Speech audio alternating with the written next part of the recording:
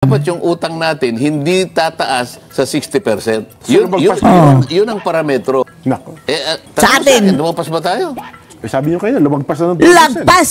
Wala pa akong sinasabi. Tanungin mo muna ako. Lumagpas na ba talaga tayo? 61%. 61%. Oh, 61 na mga kababayan. Lampas na sa finish line. Lampas na lang 1%. Ano bang sinabi ni Gutesa Sen ay kailangan, kasi di ba siya lang nagsasalita. Kailangan pa ba ng isa pang testigo na magpapatunay doon sa sinasabi niya para hindi lang... Yung dalawang pinangalanan ng Gutesa mga kababayan, nag-deny. Dapat sana sabay-sabay sila dapat, no? Mukhang nagapang na rin mga kababayan. Para matibay o sapat na yung siya lang, mag-isa? Sa kanya sarili, admissible naman yun, Nelson. Ngunit kung meron pang gustong magpatibay, pero 90 sila 90 sila.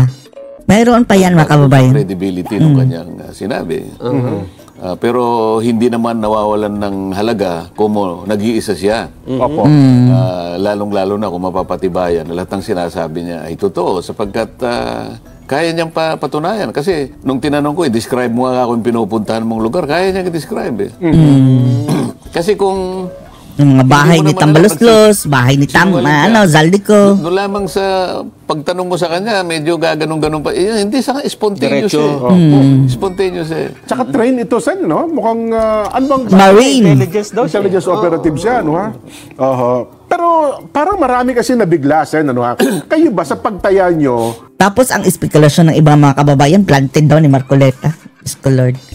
Yung sa news ni Corina, ang kanilang title mga kababayan sa news, planted witness. Oh, ganyan. Yan din ang parang ini-insinuate mga kababayan ni Claire Ring Castro sa kanyang vlog na kulelat. Doon sa kanyang statement.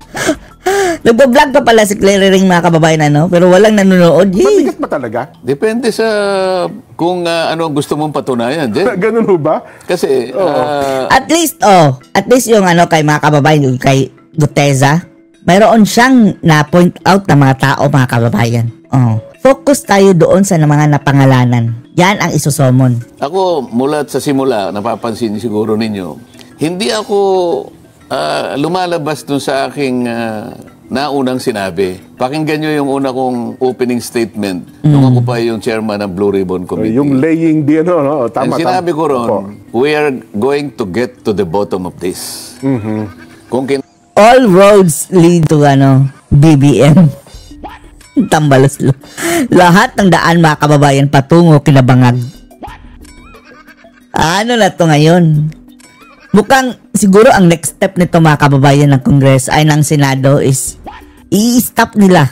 Dahil itong independent body mga kababayan na ginawa nila daw hindi daw isa sa publiko mga kababayan yung hearing. Diyos ko Lord!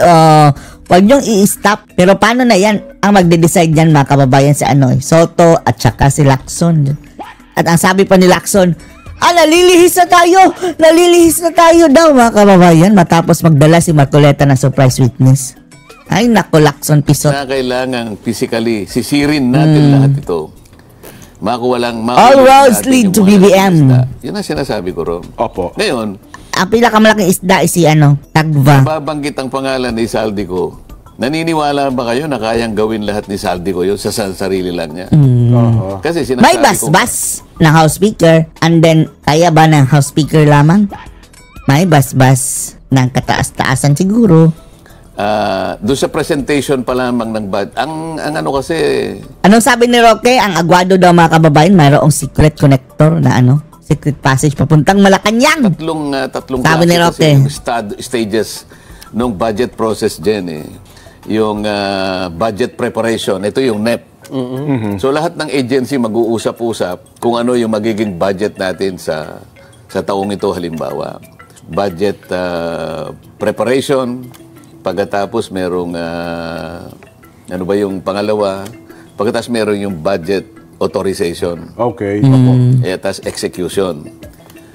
Doon nagkakaroon dito sa aking tingin, 4 na estado na nadadagdagan yung budget Inamin ni Secretary Bonoan, former Secretary Bonoan. Sinamantala ko yung pagkakataon na nandun siya, magkatabi sila ni Yusek Catalina Cabral. Opo. Talagang ang pagsang-ayon diretso eh. Hindi ba ako secretary, Yusek Kati, nandiyan ka. Pagkatapos niyong mailagay yung ceiling sa NEP, halimbawa sa inyong departamento, DPWH, di ba pangkaraniwan meron kayong nilalagay na tinatawag na allocated amount? Ipaliwanag niyo kung ano yung allocated. Opo, Sabi ni Sec Bonoan, ito po kanya yung talagang inihahanda namin para sa mga members ng House of Representatives. Maalala mo, Nelson, Jen, Opo. na nagsisimula yung budget process sa House of Representatives. Yes po, tama kayo. Kaya palagi po ninyo Power of the purse. maririnig yung kataga na power of Power of the the purse. purse, opo. Yung power of the purse, Ang kapayarihan ng mga kababayan, bulsa. sa kagustuhan po namin na yung pong inilatag naming mga ceiling ay hindi na po magkahihawa-hiwalay o magkaroon pa ng pagbabago. Kaya nagkaroon po kami kanya ng allowance. Yung ganitong amount, ibibigay po namin sa members ng House of Representatives. Yung ang tawag niya, allocated amount. Okay. Magkano naman kako yung allocated amount na yan? Yan po kanya ay pag pinagsama-sama nyo, 450 billion. Malaki-laki. So, 450 isipin mo, billion. nandito lamang yung level ng kanilang ceiling, dadagdagan mo ng isang layer, 450 billion. Okay. Okay. Ngayon, pagkatapos ka ako nitong first layer na nilagay mo, meron pa ba? Meron pa, di ba? Opo. Ito naman ang sinasabi na leadership. Okay. So, yung mga sikat, ako, hindi naman ako sikat. Doon sa Yung mga leadership, sikat. Hindi ako kasama sa leadership eh. Yung leadership, siyempre, meron kang speaker. Ilan ang deputy speaker. House leadership yan. Majority leader. Kasama na lahat ng senior deputy majority. Yan, yung mga panot mga kababayan, sina Dalipe, JJ Suarez, Dong Gonzales, Abante. Opo. Ang daming deputy majority leader. Ang daming assistant majority leader. Yung mga vice chair ng appropriations committee, pati minority leader. Panagutin yun. Yan ang leadership. Hulong lahat yun. So magkano naman yan? Yan po kanya yung nasa mga 50 billion.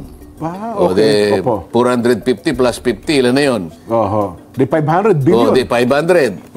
O ano pa? Di ba meron pa? Yun pong ang program appropriation. Okay. So magkano naman yung unprogram? Program, Iyan po ay 100 billion. So ilan na? 600 600. na. 500. Ayan. Ngayon, magkakaroon ka ako ng BICAM. Alam mo na yun, Nelson. Opo, yung... BICAM.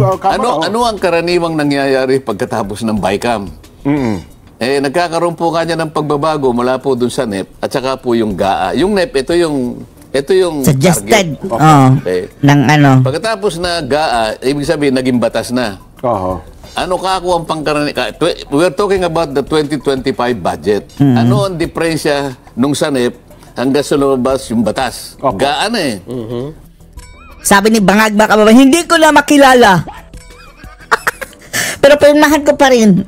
Ayun mga kababayan, lusot ang makarakutan. The difference between the NEP and the GAA, sabihin mo ngayon kung magkano. 400 billion, sir. Wow. Tinotal ko 1 trillion. 1 trillion? 100 plus 400. Di ba nga, 1 trillion 1 yan? trillion. 1 trillion. Sabi ko, Mr. Secretary, 1 trillion ang nakwenta ko.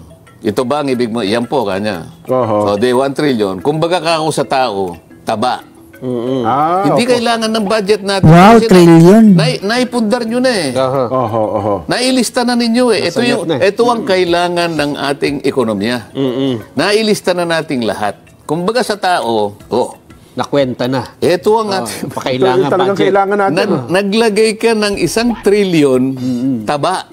Taba. Hindi natin kailangan. Speaking of taba, mga kababayan, matataba no, Romualdez at saka Zaldeco. Yun eh. Kumbaga ka ako sa katawan ng tao, cholesterol. Bad cholesterol yan. Anong gagawin mo sa bad cholesterol? Iti-treat mo yun eh. Iinom ka ng gamot. Siyempre po. Meron kang maintenance. Kung kinakailangan kang magpa-opera ka. Kapag hindi mo Opera. tinreat, kapag hindi mo Liposuction. ginamot, yang taba na yan, Yung cholesterol na yan, opo. ikabubuhay mo ba yan o ikamamatay mo? Ako, high blood po yan. Mamamatay ka. Babara ugat mo yan eh. Ngayon, palagi niyong nilalagyan ng taba ang ating ekonomiya, ang ating budget. Kaya kang kaganitong bansa natin. Tama o hindi? Tama, alisin ang taba, mga kababayan, na tawag ngay tambalos-los. Yan po ang nangyayari, sabi nila. Yun ang pinopoint ko, yung sistema. Opo. Hindi lang ako nanguhuli ng sapsap. Hindi lang ako Sapsap. nanguhuli ng butete. Kailangan maitama natin ang Gilis. sistema. Yan pa naman ang sabi ng mga dilaw sa mga kababayan, DDS, digilis daw. Wow! Ang mga ebak, mga kababayan, mga dilaw. Kaya pala sa isang panayam siya na napakinggan ko ng bandang huli, kasi kung hindi natin may tatama ang sistemang ito, kahit mawala tayo dito, paulit-ulit ang problemang ito, palaki ng palaki. Palaki ng palaki. Palaki ng palaki. O hindi ba isa sa amin? Sabi niya, narinig ninyo, hindi na natin babanggitin ang pangalan. Total, alam naman niyang sinabi niya yun. Opo. Bakit kanya, nung panahon ni Napoles, 10 billion lang, sabi niya. Ay, oho. Tama. Hindi ba kanya may nakulong pa? Kasi kanya yung mga nakulong, nakalaya pa eh. Naulit na pa nga, mga kababayan, ang issue lang ha. Siguro kanya sisihin natin dito, hudikatura. Naku po. Dapat kanya hindi na ano eh. Dapat kinulong lahat. Dapat kinulong na. Para Hindi, kahit kulungin lahat, mga kababayan, mayroon din mga bagong mga kawatan. Talagang lagyan ng safeguards. bang ang nangyari, kasalanan ng hudikatura at pinalabas yung nakulong. Eh kapag hindi, kahit Greediness. ikulong mo lahat sa lahat ng butete, sabi ko nga sa'yo, lahat ng sapsap ikulong mo. Pero yung sistema, hindi mo tinatama. Tingnan mo nangyari, 10 billion lang panahon ni Napoles. Ngayon, trillion na. 2013 ba yun? 2014? Mga ganun po. Pagkatapos ng 15 taon o later on, Mas malaki. daang Sa panahon ng bangag, mga kababayang, issue ay kurakutan ng pamilya billion niya. na. Trillion na. Hindi 10 eh. Anong nangyari? Nelson, Jen, Opo. naging amateur si Napoles eh. Yan nga raw po ngayon, hindi ba kalabas? Yung yan naman kami sa'yo. Oh. Ito yung nangyari. Alam mo kung bakit? Yung sistema na natili, Overall na. lalong naging masama ang sistema. Dumami ang Napoles, mga kababayan. Ito yung sinasabi ko na hanggat hindi natin ina-address yung sistema na yan, kinakailangang mapalitaw natin sino ba yung mga proponent na yan. Bakit ba nagkaroon ng allocated? Ba't nagkaroon ng leadership? Ba't nagkaroon ng program? Pagkatapos may diferensya yung NEP at saka yung Alam mo ba kung ilang porsyento yung 1 trillion sa ating national budget? 15% ng ating national budget. Taba. Tama po. Hindi Tapos, yan, dyan, mga kababayan, ang source of corruption. kailangan. O bakit tayo nangungutang? Mga Yan ang insertion. sinasabi kong palagi. Magkano na ang outstanding debt ng ating bansa? Tapos may issue pa, mga kababayan, sa bilyonaryo, na yung daw nasa nagagrant ng budget, mga kababayan. Tapos yung mga nagpapalusot ng mga insertion. Parang kabit. Aroy. Kaya pala na-agree daw, mga kababayan, dahil iskabetche. Kabit daw, ayon doon sa chika ng bilyonaryo. Sa ngayon, Nelson, tingnan mo sa Abata. Under the Marcos administration. Parang mga 14 to 13 trillion na ata ngayon. Ilan, Nelson? Para yung lahat na sinasabi natin tama, ilan ang outstanding debt ng ating bansa sa ngayon? So, bilisan mo, Nelson. Habang iniisip mo yan, Nelson, Hindi. 17 trillion. Huwag mong iisipin, hindi yung avatar Ayun, natin. hindi. Habang- Ayaw nating nagsasabi ng hindi totoo rito. opo. De habang Baka may avatar na Lovender dyan. Unahin ko na, 17 trillion. ayun pala, medyo kulang pa pala ng estimate ko, no? 17 trillion Oh. ang ating utang. Ang dami ng utang, no? And then, sobra-sobra na, mga kababayan, kumpara sa allowable. Lumpas na tayo dun sa statutory limit. Oh, limit. Statutory limit natin, 60% Kaya dapat. pala, mga kababayan, biglang harurot, bumagsak ang halaga ng piso. 58 na, mga kababayan, bigla dahil lumampas na tayo sa limit. Yung ratio sa pagitan ng ating debt to GDP. Salamat, bangag. Salamat, Yung utang bangag. At saka yung ating kikitain. Dapat yung utang natin hindi tataas sa 60%. Yun ang parametro. Ito'y Ngayon, lampas na. pinagkaisahan ng mga bangko sa buong daigdig. Nagpapautang at umuutang, huwag kang lalampas sa 60%. Nako. Sa atin. Lumampas ba tayo? Sabi niyo kayo, lumagpas na ng 2%. Lagpas! Wala pa akong sinasabi. Tanungin mo muna ako. Lumagpas na ba talaga tayo? 61%. 60. Oh, 61 na, mga kababayan. Lampas na sa finish line. Lampas na lang 1%. The mere fact, mga kababayan, na na lumalapit ka sa 60% na limit, tagilid ka na. How much more yung lampas ka? Alam mo yung epekto ng paglagpas na yon? Oh. Sagutin mo si Nelson. Ma-hospital tayo yan. Importante ho, kapag kayo mataas ang kolesterol, magpa-hospital kayo. Pa-check up na kayo. ang gawin mo dapat, hindi ka dapat magkakaroon ng kolesterol. Yun, Huwag mo i-prevent. papayagan. Prevent na natin. Isip-isipin mo. Grabe. Kung hindi mo naman kailangan yung 1 trillion na yun, ba't ikakapit mo sa budget mo yun? Ito, Diyan nila nanakawin kasi eh. Sen. Ito na. Ano bang itatanong pa natin? Ha? Gusto ko interesado pa ako sa itatanong? attorney. Sa bagay, ito pinalaki nila di ba? Oo. Okay. Kasi ako rin napapansin Ano yan? ko ito Sen. Ewan ko lang kung practice talaga ito. Pagka kasi nagnotaryo, di ba, pag nawalan sa ka ng notary. lisensya, Oo. affidavit of loss, Yes. papanotaryo ka Napapansin ko, wala naman talagang abogadong humaharap Oo. Yun lang doon. Yung secretariat, taga-tait, Oo. etc. Yun po bang practice na yun ay tama, Sen? Yun, ginagamit na issue ng mga kababayan, mga hunghang. Para i-discredit yung si Orly, Guteza. Basically, hindi tama yun. Dapat kasi, kapag ka kasi nagnotaryo ka, haharap sa'yo yung affiant Oh. Yun ang kailangang nandoon. Kaya itong Gutesa, humarap talaga. Pumunta doon sa notary office, mga kababayan, opisina ng abogado. Malay ba niya na yung mga tauhan doon, mga kababayan, nag-notarize sa kanila.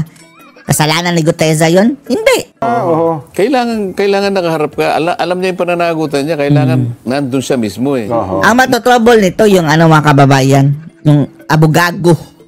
Nag-ingay pa Yung halimbawa, tinawag lang. Pwede pang nakapakita mo madisbar. sa akin ng litrato. O sige, ikaw na pumirma dyan.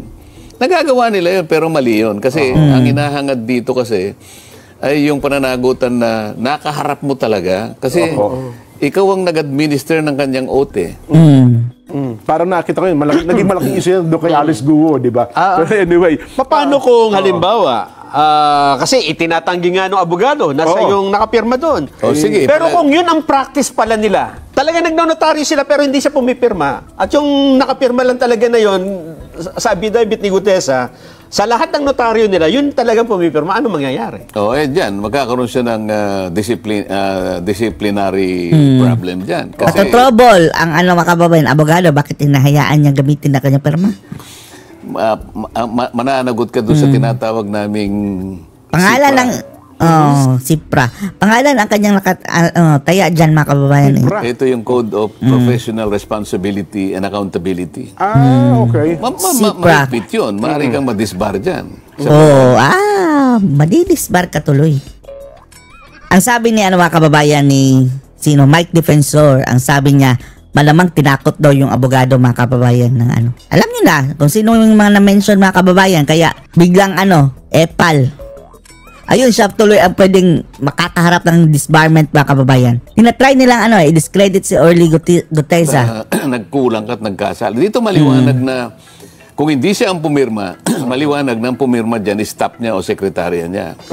Kasi yung paggamit ng kanyang notarial office, yung kanyang notarial seal, sabi ko nga sa inyo, imposible Seal. para kay Gutesa na siya mismo ang magtatatak doon. Siya Papasok lang. Wala akong nanakawin na, pero tatak lang ang gusto ko dito. magtatatak ng dry seal at mahanap niya yung page number, book number, document number. Hindi kaya ng isang nagpapanotaryo yun. Ang nakakakita lamang niyan ay yung staff doon, yung pinagkatiwalaan ng abogado, siyang maglalagay ng mga number na yon. Kaya pinakatama dyan, sabi ko nga, pasasabihin ako yung kanyang notarial register.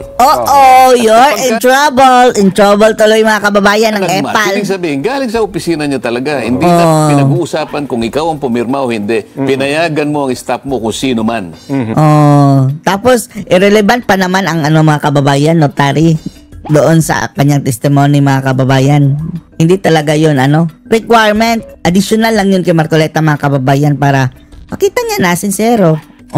Na just in case, niloloko lang siya, mayroong notarized na affidavit, mga kababayan, na pwede niyang ihabla yung taong iyon. Just in case, niloloko siya. Na ipagamit ang iyong notarial office. Mukhang mababaltad ang pangyayari ngayon. Kasi sa lumalabas sa social media at sa pahayag ng ilang Gusto niya palakihin, okay. Kasi ako wala akong kinalaman dyan. Ang akin Oo nga, pa-interview agad, mga kababayan, sa social media.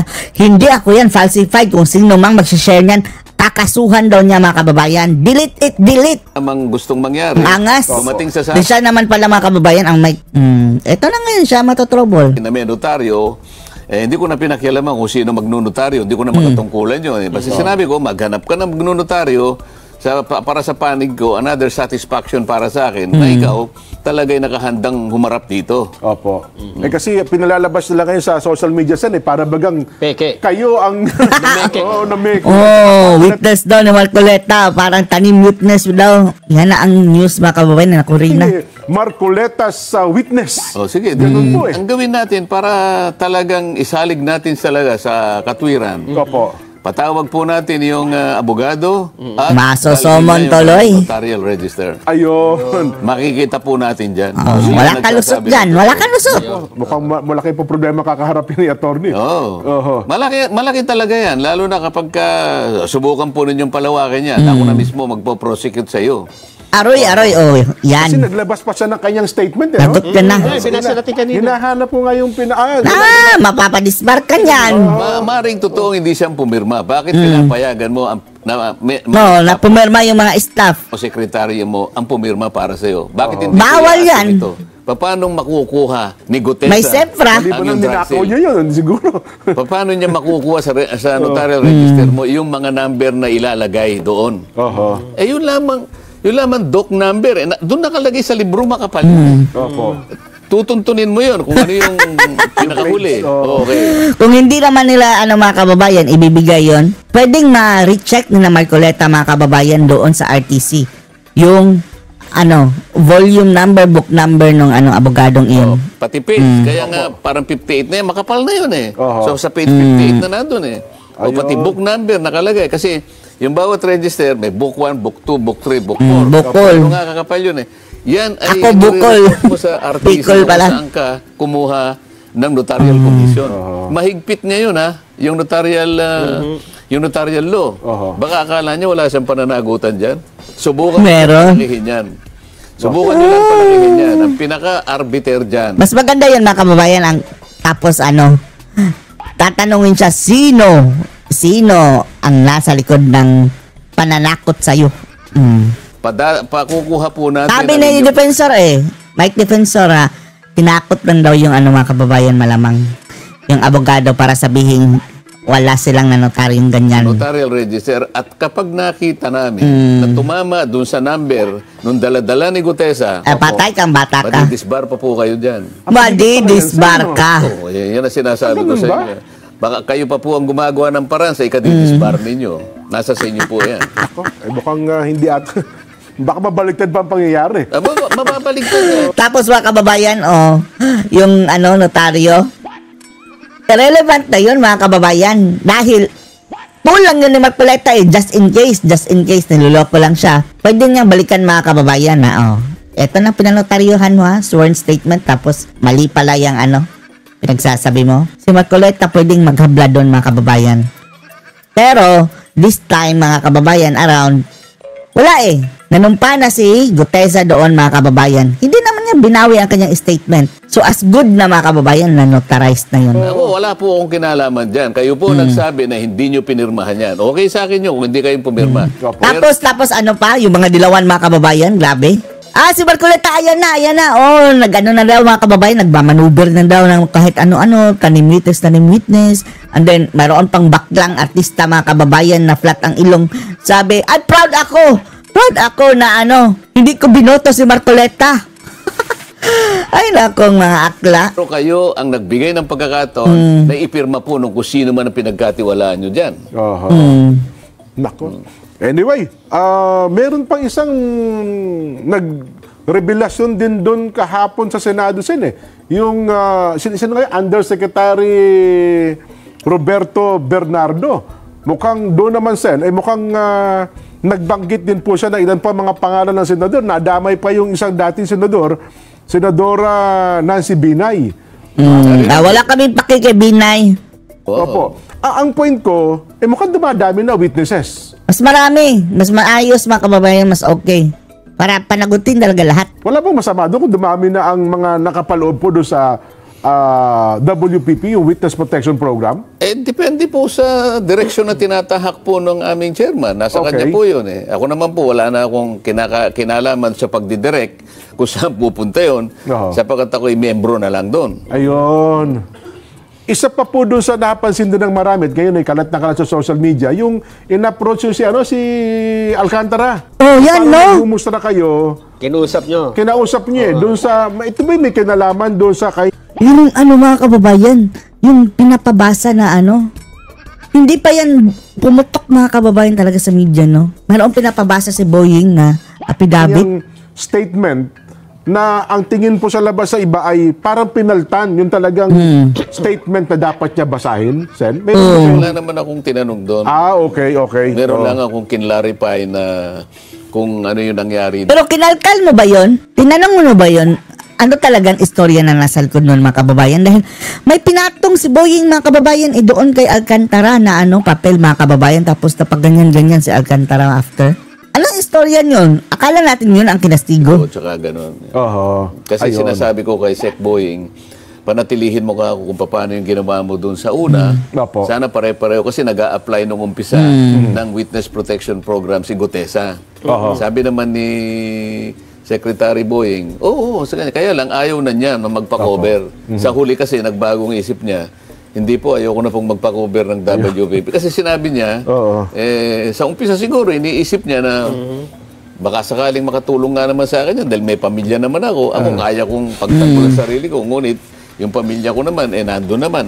Baka na-realize sa mga kababayan na makabantay sa lakay. Kasi siguro, inisip niya na okay lang. Siguro sa pagmumuni-muni, tumagal din naman siya doon eh. Opo.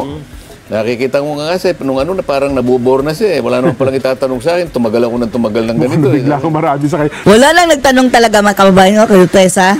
Opo. Last point po, mga 5 minutes, Sen. Isa pa, yung laging pinupukul sa inyo, minsan naipaliwanag na natin ito, pero sa kabatir ng higit na nakararami, nag-aabogado raw kayo kay sa pamilya Diskaya at para bagang pinoproteksyonan nyo raw po sila. Ano ba ang yan ang kanila akusasyon, no? sa palatuntunan sa ganang mamamayan, Sen? Hindi po ako nagpo-protection sa kanila. Kung mapapansin po ninyo, yun lamang pong titulo ng batas na yun, Witness Protection Program. and Benefit Program. Sino po nagpo-protekta? Yung batas po eh. Di ba? Witness Protection and Benefit Program. Opo. Nag-apply po sila, nakiusap, yun ang po nakalagay sa Section 4 ng batas, kapag nag-apply sila, natatakot sila sa kanilang kalagayan. Yung pong chairman po, ako po yung chairman noon, kaya sinunod ko lang po yung sinasabi ng batas dahil nagpapatulong sila na makover ng witness protection. Okay. Kaya lang nagkaroon ng problema yun kasi merong nagsasabi na kamukha na sinabi nga ng nauna na Secretary of Justice na kailangan magsoli muna. Ang sabi ko sa kanya, walang nakalagay na requirement na gano'n. Pero hindi ako laban sa pagsusoli. Yes po, yun yung liwanagin. Akala kasi hinaharang yung pagsauli, Sen. Hindi ko hinaharang. Ang gusto ko lamang, kung ano yung sinasaalang-alang ng batas, kailangan nating tuparin na walang labis, walang kulang. Hindi pwedeng i-bend the law. Yung pagsusoli, Do not bend the law. kalimitan, kung hindi man lahat, doon sa panghuli na yan. Kasi doon sa panghuli, doon na-determine ng korte kung gaano yung pananagutan bend sibil. the law. Kasi dito, yung kung nakasunod siya sa requirement ng batas, nakatulong Sometimes you have to bend the law. siya sa Estado, naipagtanggol yung karapatan ng Estado, naipakulong lahat kung sino yung dapat ipakulong. Kaya karaniwan, hindi na siya sinasampahan ng criminal action. Ang natitira na lang yung civil liability. Civil liability. Kung kwentahin ngayon ng pamahalaan, ito isosoli mo to kasi lumitaw na nagkulang ka. So, kumo ikaw ay, huwag mo sabihin na kumo ikaw ay nakaligtas ka sa criminal prosecution, hindi ka na ididemanda, pero may pananagutan kang civil. Ayun. Sa mga tweet, May pananagutan civil. darating po yun doon sa bandang huli. Turo muna. Kaya lang sinasabi kasi ni Sec Boying, oo nga, nangyayari sa huli, pero meron din kanya sa Unahan. Sa simula. Sometimes you have to bend the law kahit wala mga kababayan. O sabi ko, opinion mo yan. Ako kasi, kung ano yung nakalagay sa batas, yun lang ang sinusunod ko. Ipakita mo sa akin, saan sa batas na nangyayari yung una. Wala naman siya. Wala. Hindi, kanya, opinion ko yun eh. O, sa opinion mo pala yan eh. Hindi naman mangingibabaw ang opinion mo doon sa sinasabi bilang ng batas. Justice Secretary. Correct. Pero yung part ng practicalidad, kasi sabi nila, di ba ka naman, ang civil case ayun, tumaabot ng pagkatagal-tagal yan eh. Baka mamaya, pag natapos wala na tayong mabawi. Oo, sino nga magsasabi, magkano ba isosoli? Nakalagay ba sa batas? Ikaw Baka 1 million lang ipapasauli mga kababayan. bang kukwenta? Justice Secretary? Oho. Baka magkamali ka dyan. Baka isang araw ikaw mademanda, abuse of discretion, sapagkat paano mo kukwentahin? Baka maabuso mo yung kapangyarihan mo. Walang parametro eh. Pero pwede naman, di ba? Good gesture. O di, Sabihin, nasa kanya. Pero huwag mo sasabihin na ito'y nasa batas. Ayun. Opinion mo kasi yun eh. kasi parang ginawa ni Bryce, di ba? Nagsauli nung dalawang mamahaling sasakyan niya. Parang ang dating eh. So ang sinabi ba, Oh, bidang-bida pa, hero des mga yun na yung kababayan. restitution? Wala naman sinabi. Kulang, hindi nga po. Voluntary yun na sinabi, ginawa yun eh. Oho. Ano magagawa mo? Nag-volunteer siyang ganun. Oho. Eh ngayon, nagkaroon ng... Pero kailangan liwanagin natin. Ako po, Sometimes you have to bend the law. wala akong sinasabi na ayaw kong magsoli kung sino man ang dapat na magsoli, lalong-lalo na kung ito po ay pera ng bayan. Oho. Ngunit isalig po natin sa pamamagitan ng batas. Oho. Yun po ang aking pangangatwiran. Mula sa umpisa hanggang sa katapusan, hindi po ako nag-iiba ng ang aking patakaran. Liliwanagin ko po sa inyo, hindi ako kalaban ng pagsusoli, lalong-lalo na po kung ninakaw sa bayan. Oho. Ngunit ilagay po natin sa pamamagitan Due ng process. proseso ng batas. Ang sabi ni Elwin Tulfo, kapag dadaan pa tayo sa due process, wala tayong makukuha. Sabi nila dapat daw ay medyo dumistansya kayo kay Diskaya. Kasi mukhang marami atang sasabihin si Diskaya, Sen, pagka hindi nyo napigil eh. Ganun ba ibig sabihin nun? Anong dumistansya? Sabi kasi di ba ang lumalabas sa social media ngayon, Ako nga yung kukunti lang, sila nga yung puro na lang siyang tinatanong, hindi ba? Ayun na nga.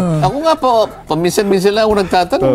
ang punto ko na lang dito, Sen, mukhang may mga taong ayaw magsalita ang Diskaya. Hindi kaya ganun naman ang sitwasyon. Ayaw kong mag-speculate, pero ako, kung pinag-uusapan, Duda natin, marami pa yung tinatago si Diskaya. ay yung distansya. Opo. Hindi ko naman kinakausap yung mga yan eh. Ayun.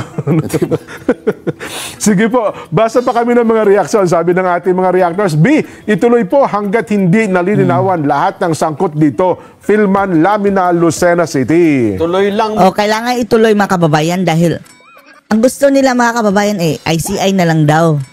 Pero walang transparency sa ICI, hindi isa sa publiko mga kababayan. Mas mabuti na yan sa Senado. Okay na ng Senado kaysa doon sa Kongreso din. Una, Kendra ng Caloocan. B, mas okay yung live na nakikita ng mga tao ang pag-iimbestiga at wala din pong tiwala sa ICI. Jennifer Galura. Speaking sa bagay na yan, Wala tayong tiwala sa bakit daw ICI? po balak niyo ipatawag sa Blue Ribbon yung ICI? Balak kong ipatawag. Opo, lumabas ngayon sa mga balita na para bagang kino-question nyo yung pagiging independente nila. Wala ko sinabi na ipatawag. Opo. Ang sinabi ko, nung kami lang nag-uusap, ang kausap ko si Senate President, alam mo, sabi ko, kailangan ma-define natin yung collaboration ng Senate sa pamagitan ng Blue Ribbon Committee sa ICI. Okay, opo. Kasi ako, alam mo, baka hindi pa ninyo nakita, ang Senado po ay legislature. Yes po. Yung ICI is a creation of the Executive Department. Kapag binasa po ninyo yung powers na nakalagay dyan sa Executive Order 94, parang magre-request siya ng impormasyon sa Senado, sa House of Representatives, sa mga korte, at saka sa Sandigang Bayan. Yes po. Paano ka ako yung institutional boundaries? Paano yung separation of powers? Paano ka ako yung system of checks and balances? Magkakahiwalay tayo. They can request. Okay, ang susunod na tanong, pag nag-request ba, granted? We can refuse because we are a separate branch of government. Kailangan natin pag-usapan yun. Not within the context of the Blue Ribbon Committee, but as Senate as a whole. Ayun, malinaw. Tama ka naman doon, sabi naman niya. Oho. Yun ang aking binabanggit. Palagi kasi akong nandun sa kung ano yung tinatadhana ng batas. Ayaw kong magkamali kami. So, pag-usapan Sometimes you have to bend the law. namin. Kasi Pumayag naman sila eh. mukhang nagpalabas ng statement ang Malacanang dyan. Na para bagang, ang punto yung binanggit ninyo, wala. Mamaasim naman daw si mga kababayan sa Marcoleta. Sino ang nagsalita sa Malacanang? Baka yung The same. pagsalita lang naman. Ay, well, yun na nga po. The So, banker. sabihin mo sa nagsasalita na yan, mag-aral siyang mabuti. Dapat, Sometimes you have to bend the law. inubo ko. Ba't napaubo ka? Wala naman ako sinabing masama. Nasabid lang po ako, Sen. Pasensya na po May kayo. kasasamid ba yung sinabi ko? Hindi po, O ikatutulong ng ikahahanap ng ng mas mabuting paraan. Kailan kayo mawawala yung si Clay Castro, no? Magkasundo bilang isang mamamayan. Hindi ko nga po alam ba't ako nasa mid, Your Honor. Pasensya na po kayo. Content. Babatiin. Minsan mo. Iba yung kapeng inuuno mo sa iniinom ko eh. Dapat bang itigil na rin Yan ng na. Senado? Yan na. At ipaubaya na Pag-itigil. lamang sa ICI Mabablind investigation tayo ng dyan. anomalya sa flood control projects. Oy. Ang nagsabi ng opo, tigil na yan, 17%. Ang nagsabi ng hindi po, tuloy 83. yan, 83%. Oh, sometimes you have to bend the law. Anong masasabi niyo dito mga kababayan? Post your comments below.